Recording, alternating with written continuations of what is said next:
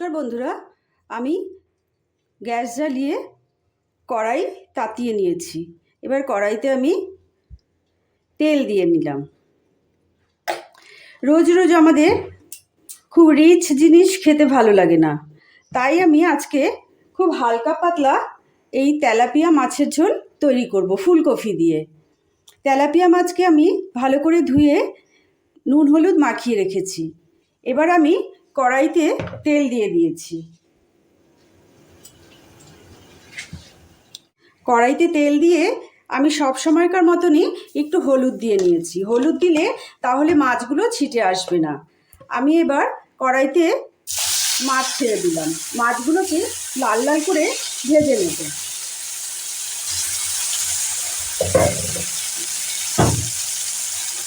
একটু ভালো করে নাড়িয়ে দিলাম। আমি খুব অল্প তেলে করব, তাই কড়াইটাকে আমি নাড়িয়ে দিলাম সুন্দর করে। এপাট ওপাট করে দুপাশ করে লাল করে ভেজে নিয়েছি। এদিকে আমি ফুলকপি আর আলু কেটে নিয়েছি। মাছগুলো কিন্তু আমাদের লাল লাল করে ভেজে নেওয়া হয়েছে। যখন আমরা মাছগুলো ভাজবো তখন কিন্তু হাই হিট করে ভাজবো, না হলে কিন্তু মাছ কড়াইতে লেগে যাবে। আমি সমস্ত মাছ ভাজাগুলো এই যে উঠিয়ে নিলাম। এবার কড়াইতে যে তেলটা আছে এইটুকুই তেল থাকবে, এইটুকু তেল দিয়েই আমরা রান্না করব। প্রথমে আমি একটু তেজপাতা দিয়ে দিলাম আর সাদা জিরা দিয়ে দিলাম। এটার একটা সুন্দর গন্ধ আসলে তখন আমরা ফুলকপি আর আলুগুলো দেব। প্রথমে আমি ফুলকপিগুলোকে ভাজা করে নিলাম।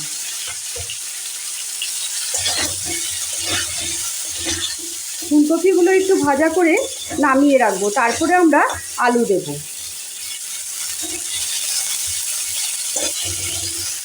ফুলকপিটাকে আমি ঢাকনা দিয়ে ঢেকে দিয়েছি। যেহেতু আমি অল্প তেলে ভাজা করছি, সেই জন্য আমি ফুলকপিটাকে 50% পুরো ভাজা করে নেব। তারপর আমি ঢাকনাটা খুলব।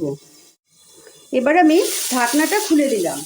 ফুলকপিগুলো আমার প্রায় লাল লাল করে ভাজা হয়ে গেছে। এবার আমি ফুলকপিগুলোকে উঠিয়ে নেব। আমার এই তেলেই কিন্তু ফুলকপি ভাজা হয়ে গেছে। এবার আমি কড়াইতে আর একটুখানি তেল দেব। সামান্য একটু তেল দিলাম, 2 চামচের মতন তেল দিলাম। তেল দিয়ে আমি আলুগুলোকে ছেড়ে দিলাম। এবার আলুগুলোকে ভাজা করব। আলুগুলোকে পরে এই জন্যই ভাজা করলাম যে আলু সেদ্ধ হতে তো সময় লাগে, সেই জন্য আমি আলুগুলোকে পরে ভাজা করলাম। এবার এটাও আমি ঢাকনা দিয়ে ঢেকে ভাজা হতে দেব। আমার আলুগুলো লাল লাল করে ভাজা হয়ে গেছে। এবার আমি এক এক করে মশলা দেব। যেহেতু কড়াইটা আমার তেতে আছে, সেই জন্য আমি কড়াইতে একটু জল দিয়ে নেব। কড়াইতে একটু জল দিয়ে নিলাম। এবার আমি এক এক করে মশলা দেব। সামান্য একটু আদা দিলাম। তারপর আমি জিরে ধনের গুঁড়ো দিলাম, খুব একটা বেশি না। আমার জিরে ধনের গুঁড়ো একসঙ্গে মেশানো ছিল, ছোটো চামচের 1.5 চামচ জিরে ধনের গুঁড়ো দিলাম। এবার আমি কাশ্মীরি লঙ্কার গুঁড়ো দিলাম। কাশ্মীরি লঙ্কার গুঁড়ো ঝালের জন্য দিলাম না, যাতে রঙটা খুব ভালো হয়। তারপর আমি লাল লঙ্কার গুঁড়ো দিলাম, সামান্য লাল লঙ্কার গুঁড়ো দিলাম। তারপর আমি লবণ দিয়ে নেব। লবণ আপনারা পরিমাণ মতন দিয়ে নেবেন। আমি লবণ দিয়ে দিলাম। তারপর এর মধ্যে আমি দেব, সব একসঙ্গে দিয়ে দেব। এর মধ্যে দেব টমেটো পিউরে করে রেখেছিলাম আমি 2 চামচের মতন, এই 3 চামচের মতন আমি টমেটো পিউরে দিয়ে দিলাম। এবার এগুলোকে খুব সুন্দর করে মিশিয়ে দেব। এরকম করে মিশিয়ে তারপর আমি ঢাকনা চাপা দিয়ে দেব। লো ফ্লেমে হবে, আলুটাও সেদ্ধ হয়ে যাবে। খুব কম সময়ে এই রান্নাটা হয়ে যায়, আর খুব কম তেল মশলা ঝালে এই রান্নাটা হবে। হালকা পাতলা একদম ঝোল হবে। এর মধ্যে আমি একটু হলুদ দিয়ে নিলাম। হলুদ দিয়ে এটাকে সুন্দর করে একটু নাড়াচাড়া করে দিলাম। আলুটা আমার এখনও সেদ্ধ হয়নি।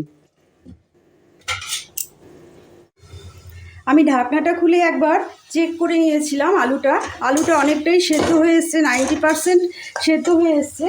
এবার আমি ফুলকপিগুলো যে ভাজা করে রেখেছিলাম ফুলকপিগুলোকে দিয়ে দিলাম এর মধ্যে।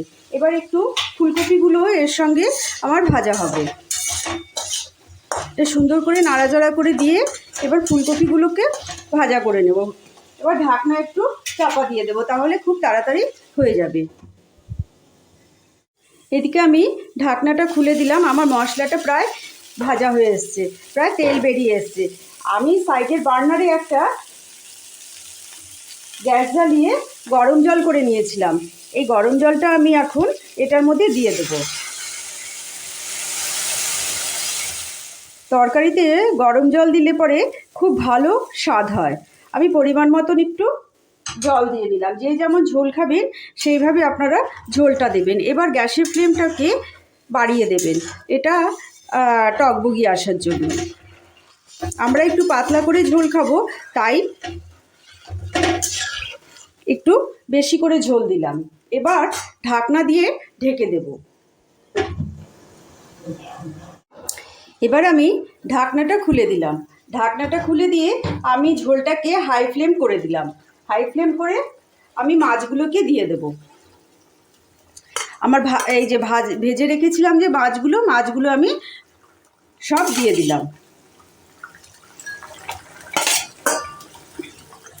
তার উপরে একটু গরম মশলা দেব। এই সামান্য একটু গরম মশলা ছড়িয়ে দিলাম। আমার মাছ কিন্তু হালকা পাতলার মধ্যে হয়ে গেছে। যদি আমার চ্যানেলটা ভালো লাগে তাহলে অবশ্যই লাইক, শেয়ার, কমেন্ট, সাবস্ক্রাইব অবশ্যই করবেন।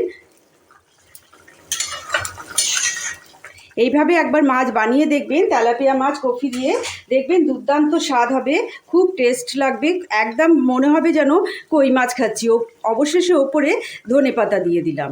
এবার আমরা পরিবেশন করব।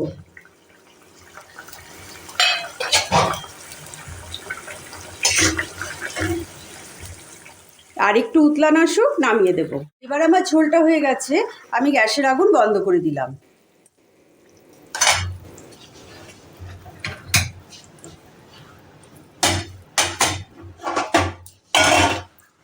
এবার এখানেই বাটিটা বসিয়ে আমি পরিবেশন করে দিলাম। বন্ধু বান্ধবদের সঙ্গে শেয়ার করার জন্য অনুরোধ রইল। আবার কোনো দিন হাজির হয়ে যাব নতুন কোনো রেসিপির সঙ্গে। ততক্ষণের জন্য আপনারা ভালো থাকবেন, সুস্থ থাকবেন।